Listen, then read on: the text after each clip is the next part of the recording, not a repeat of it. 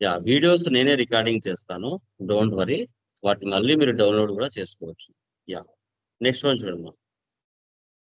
So, అసలు very, very important మనకి. Clients అంటే ఎవరు? ఎవరు క్లయింట్ అంటే?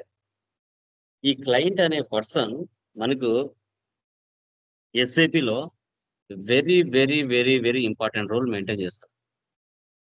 వితౌట్ క్లయింట్ అనే పర్సన్ మార్కెట్‌లో లేకపోతే అస్సలు మనకి ఐటీ కంపెనీస్‌కి వర్క్ అనేది జనరేట్ అవ్వదు.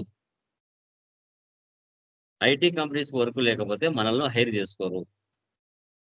మార్కెట్‌లో కొత్త, కొత్త క్లయింట్స్ వచ్చినప్పుడే ఐటీ కంపెనీస్‌కి వర్క్ అనేది దొరుకుతుంది. ఐటీ కంపెనీస్ వర్క్ దొరికితే మనలాంటి కోర్స్ నేర్చుకునే వాళ్ళు మార్కెట్‌లో చాలా అవకాశాలు మనకు జాబ్స్ రూపంలో వస్తాయి. వీళ్ళు చాలా ఇంపార్టెంట్. కొత్త, కొత్త కంపెనీస్ కానీ, కొత్త, కొత్త మ్యానుఫ్యాక్చరింగ్ కంపెనీస్ కానీ, ఇండస్ట్రీస్ కానీ పడినప్పుడే వాళ్ళు ఎస్ఏపీ సాఫ్ట్‌వేర్‌ని ప్రిఫర్ చేస్తారు. ప్రిఫర్ చేసినప్పుడు మిమ్మల్ని హైర్ చేసుకుంటారు. So, client is the highest organised unit in SAP. వీరి యొక్క డీటెయిల్స్ చూడాలంటే ఎస్‌సి/సి4లో వీరి యొక్క డీటెయిల్స్ మనం చూస్తాం. క్లయింట్ అనేవాళ్ళు మార్కెట్‌లో కొత్తగా జనరేట్ అవ్వకపోతే మనకు అవకాశాలుండవు. వాళ్ళు జనరేట్ అవుతేనే ఐటీ కంపెనీస్‌కి పని దొరుకుతుంది. ఐటీ కంపెనీస్ పని దొరికినప్పుడే మిమ్మల్ని రిక్రూట్ చేసుకుంటారు.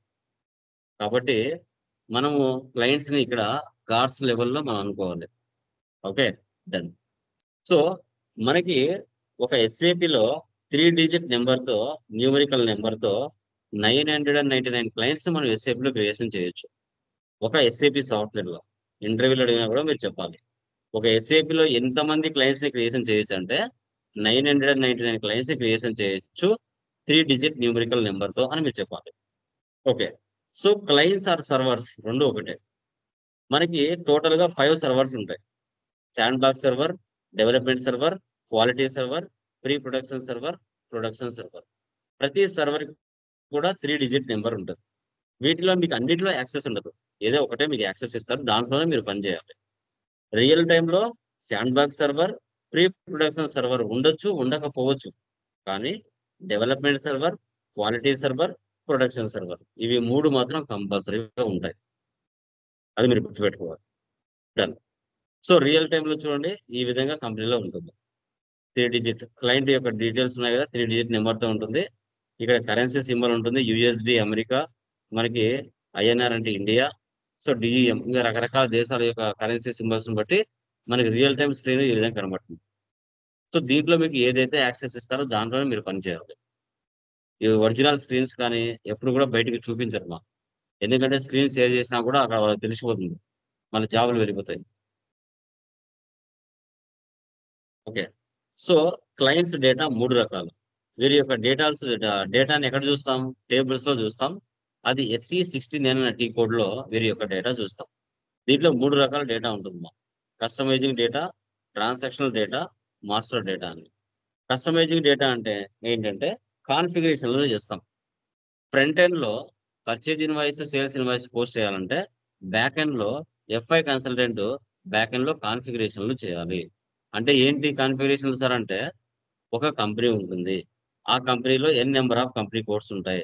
ఆ కంపెనీ కోడ్స్‌లో వాళ్ళకి మళ్ళీ సబ్ బ్రాంచెస్ ఉంటాయి. ఆ బ్రాంచెస్‌లో వాళ్ళకి డిపార్ట్‌మెంట్స్ ఉంటాయి. అని ప్రతీది కూడా వాళ్ళు బ్యాక్ ఎండ్‌లో కాన్ఫిగరేషన్‌లు చేయాలి. Accounts payable, accounts receivables, asset accounting, GST, dunning రకరకాల కాన్ఫిగరేషన్‌లనేది చేయాలి. కస్టమైజింగ్ డేటా అంటాం. ఆ పని అంతా ఎవరిది? ఎఫ్ఐ కన్సల్టెంట్‌ది. ఓకే. సో, తర్వాత ఓకే. కాన్ఫిగరేషన్‌లన్నీ చేసిన తర్వాత ట్రాన్సాక్షనల్ డేటా అంటే డైలీ ట్రాన్సాక్షన్స్ పోస్టింగ్. బిజినెస్‌లో జరిగే daily activities, purchase, sales, expense, income వీటన్నిటిని మనం ట్రాన్సాక్షనల్ డేటా అంటాం. తర్వాత మాస్టర్ డేటా. మాస్టర్ డేటా అంటే ఏంటి? ఆ బిజినెస్‌లో క్లయింట్స్‌కి వెండర్స్ ఇండియాలో డొమెస్టిక్‌లో ఉన్నారా? అదర్ కంట్రీస్‌లో ఉన్నారా? వితిన్ ద కంట్రీలో ఉన్నారా? కస్టమర్స్ అదర్ కంట్రీస్‌లో ఉన్నారా? బిజినెస్‌లో ఎలాంటి ఎక్స్‌పెన్సెస్, ఇన్‌కమ్స్ జరుగుతున్నాయి? సో, ఇవన్నీ కూడా మాస్టర్ డేటా అంటాం. ఈ మూడిటిని కలిపితే క్లయింట్స్ డేటా అంటారు. ఈ డేటా ఎక్కడ సేవ్ అయ్యి ఉంటది? టేబుల్స్‌లో సేవ్ ఉంటుంది. వాటికి సంబంధించిన టీ కోడ్ ఏంటి? SC16N. దీన్నే క్లయింట్స్ డేటా అంటారు. ఇంటర్వ్యూలో అడిగినప్పుడు కూడా మీరు చెప్పాలి. ఓకే. ఎగ్జాంపుల్ చూడండి. Mapping the data in SAP. Okay. ఇప్పుడు క్లయింట్స్ ఉన్నారు. ఓక్లే, ఫెడరల్ మొగల్, ప్రగతి మిల్క్ ప్రైవేట్ లిమిటెడ్ వీళ్ళు క్లయింట్స్. వీళ్ళకి ఎస్ఏపి సాఫ్ట్‌వేర్ కావాలా. వీళ్ళు డైరెక్ట్‌గా ఎస్ఏపి కంపెనీ దగ్గరికి వెళ్లి సాఫ్ట్‌వేర్ కొనలేరు. వాళ్ళకి తెలీదు. మధ్యలో ఎవరు మీడియేటర్స్? IT companies. వీళ్ళ పని ఏంటి? క్లయింట్స్ యొక్క రిక్వైర్మెంట్స్ తెలుసుకోవడం, క్లయింట్స్‌కి ఏ సాఫ్ట్‌వేర్ కావాలో తెలుసుకోవడం, ఆ software direct head of the companies దగ్గరికి వెళ్లి, ఈ ఐటీ కంపెనీస్ వెళ్లి పర్చేజ్ చేసుకొని, ఆ సాఫ్ట్‌వేర్ తీసుకొచ్చి క్లయింట్ యొక్క బిజినెస్‌లో ఇన్‌స్టాలేషన్ చేసి, వాళ్ళ వర్క్‌ని చేసి కంప్లీట్ చేసి ఇవ్వటం. వాళ్ళ పని ఎవరిది? ఐటీ కంపెనీస్‌ది. ఐటీ కంపెనీస్ ప్రాజెక్ట్ ఇచ్చిన తర్వాత, ఐటీ కంపెనీస్ ఎవరిని రిక్రూట్ చేసుకుంటది? మీలాంటి ఎండ్ యూజర్స్‌ని, ఎఫ్ఐ కన్సల్టెంట్స్‌ని ఓకే. వాళ్ళందరిని రిక్రూట్ చేసుకుంటది. రిక్రూట్ చేసుకొని వీళ్ళ వర్క్‌ని కంప్లీట్ చేస్తుంది. అది వాళ్ళ పని. సో, టైప్స్ ఆఫ్ ఎర్రర్స్ ఏమేమి వస్తాయి సార్ డేటాలో అన్నప్పుడు మీరు చెప్పాలి. Master data errors, configuration errors, technical errors, user mistake errors, new requirements, interface errors. ఇవి 6 మీరు చెప్పారంటే సైలెంట్ అయిపోతారు. HR. Okay. Master data errors అంటే ఏంటి సార్ అంటే, ఎండీఎం టీమ్ ఒకటుంటది. Master data management. ఓకే. మీరు డేటా ఏదైనా టైప్ చేసేటప్పుడు ఏవైనా ఎర్రర్స్ వచ్చాయంటే ఆ టీమ్ సాల్వ్ చేస్తది. Vendor master, customer master, GL master, assess master ఇలాంటి ఏవైనా డేటా మీరు టైప్ చేసేటప్పుడు ఎర్రర్స్ వచ్చాయంటే వీటిని కంప్లీట్ చేసుకుంటాం. సో, తర్వాత FI consultants have to solve this error. Configurations errors ఎవరు సాల్వ్ చేస్తారు? ఎఫ్ఐ కన్సల్టెంట్స్ చేయాలి. అంటే కాన్ఫిగరేషన్ చేసేటప్పుడు అన్నీ కూడా కరెక్ట్‌గా ఉన్నాయా లేనిది చెక్ చేసుకోవాలి. సో, తర్వాత టెక్నికల్ ఎర్రర్స్ ఎవరు సాల్వ్ చేస్తారు? బగ్స్ వచ్చినా, ఎర్రర్స్ వచ్చినా అబాప్ టీమ్ ఉంటది. అంటే ఎస్ఏపిలో లేని ఫీచర్స్‌ని ఏవైనా అబాపర్స్ ద్వారా క్రియేషన్ చేపించుకొని క్లయింట్ యొక్క బిజినెస్‌లో వర్క్ చేస్తున్నప్పుడు వాళ్ళకున్న డౌట్స్‌ని సాల్వ్ చేయాలి అంటే ఎవరైతే కొత్తగా యాడ్ చేశారో న్యూ ఫీచర్స్ ఆ అబాపర్‌తోనే వాటిని సాల్వ్ చేపిస్తారు. కాబట్టి టెక్నికల్ ఎర్రర్స్ ఏమైనా వస్తే అబాపర్స్ ఉంటారు. వాళ్ళు ప్రోగ్రామర్స్. ఎస్ఏపీలో లేని ఫీచర్స్‌ని వాళ్ళు కొత్తగా క్రియేషన్ చేసి, ఆ క్లయింట్ బిజినెస్ కోసం ఎస్ఏపీలో వాటిని యాడ్ చేస్తారు. కాబట్టి అలాంటి ఎర్రర్స్‌ని టెక్నికల్ ఎర్రర్స్ అంటాం. ఇంకా యూజర్ మిస్టేక్ ఎర్రర్స్. ఇవి ఎండ్ యూజర్ చేస్తాడు. యూజర్‌కి మీరు ప్రాపర్ ట్రైనింగ్ ఇవ్వకపోతే, ఆ ఎండ్ యూజర్ మిస్టేక్స్ చేస్తాడు. ఆ మిస్టేక్స్ చేసినప్పుడు వాటిని మళ్ళీ మీరే సాల్వ్ చేయాల్సొస్తది. వాటిని యూజర్ మిస్టేక్ ఎర్రర్స్ అంటాం. ఇంక న్యూ రిక్వైర్మెంట్స్. క్లయింట్ బిజినెస్‌లో ఏవైనా కొత్త రిక్వైర్మెంట్స్ వచ్చినప్పుడు, ఆ రిక్వైర్మెంట్స్ తెలుసుకొని, ఆ యొక్క కొత్త ఫీచర్స్‌ని ఎస్ఏపీలోకి యాడ్ చేసి వాళ్ళకి చూపించడం. వాటిని న్యూ రిక్వైర్మెంట్స్ అంటాం. ఇంక interface errors. This type of error is also solved by FI consultant. ఇప్పుడు నాన్ ఎస్ఏపీ నుంచి ఎస్ఏపీలోకి కొన్ని ఫార్మాట్‌లుంటాయి. ఐడాక్ అని, ఓకే. ఎల్ఎస్ఎండబ్ల్యూ అని. అలా మీరు ఆ ఫార్మాట్ నుంచి అంటే ఎక్సెల్ నుంచి టాలీలోకి ఎస్ఏపీలోకి మ్యాప్ చేయడం, టాలీలోంచి ఎస్ఏపీలోకి మ్యాప్ చేయడం కొన్ని ఫార్మాట్‌లుంటాయి. ఆ ఫార్మాట్‌ల ప్రకారంగా డేటా టైప్ చేసి ఉంటేనే అవి ఎక్స్‌పోర్ట్ అవుతాయి. లేకపోతే ఎక్స్‌పోర్ట్ అవ్వవు. అలాంటి ఏదైనా ఇంటర్ఫేస్ ఎర్రర్స్ వస్తే అవి కూడా ఎఫ్ఐ కన్సల్టెంట్ చేయాలి. ఇవి టైప్స్ ఆఫ్ ఎర్రర్స్ అంటాం. ఇంటర్వ్యూలో మీకు అడిగినప్పుడు వీటిని చెప్పగలగాలి. అప్పుడు అతను సైలెంట్ అయిపోతాడు. హెచ్ఆర్.